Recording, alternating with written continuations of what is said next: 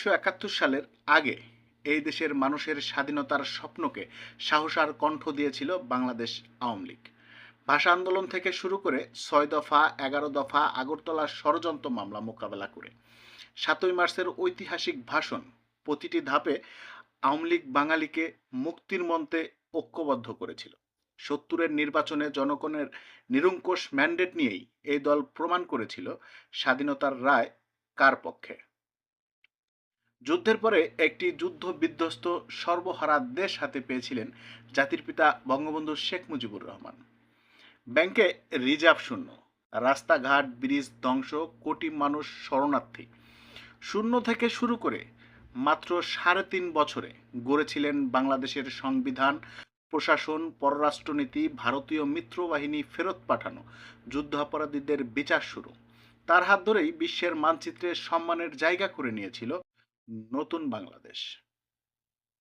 ১৯৭৫-এর ১৫ই আগস্ট কালো রাত থামিয়ে দিতে চেয়েছিল সেই অগ্রযাত্রা, কিন্তু রক্ত কখনো বৃথা যায় না। সেই অসমাপ্ত কাজকে কাঁধে তুলে নিয়েছিলেন বঙ্গবন্ধু কন্যা দেশরত্ন জননেত্রী শেখ হাসিনা।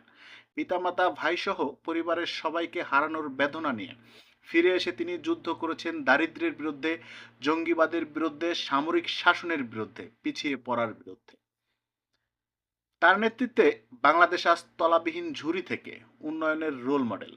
খাদ্যে স্বয়ংসম্পূর্ণ, শতভাগ বিদ্যুতের আওতায় ১০% মানুষ, নিজস্ব অর্থায়নে পদ্মা সেতু, metro rail, elevated expressway, Karnaphuli tunnel, Bangabandhu satellite ১ মহাকাশে উৎক্ষেপণ, পারমাণবিক বিদ্যুৎ কেন্দ্র নির্মাণ, গড় আয়ু ৫৪ থেকে ৭৩ বছর, মাথাপিছু আয় ২৮২৭, দারিদ্র্যের হার ১৮.৭, যুদ্ধ অপরাধীদের বিচার শুরু, বঙ্গবন্ধু হত্যার বিচার করেছেন। ডিজিটাল বাংলাদেশের স্বপ্ন বাস্তবায়ন করে এখন বাংলাদেশ স্মার্ট বাংলাদেশ গড়ার পথে।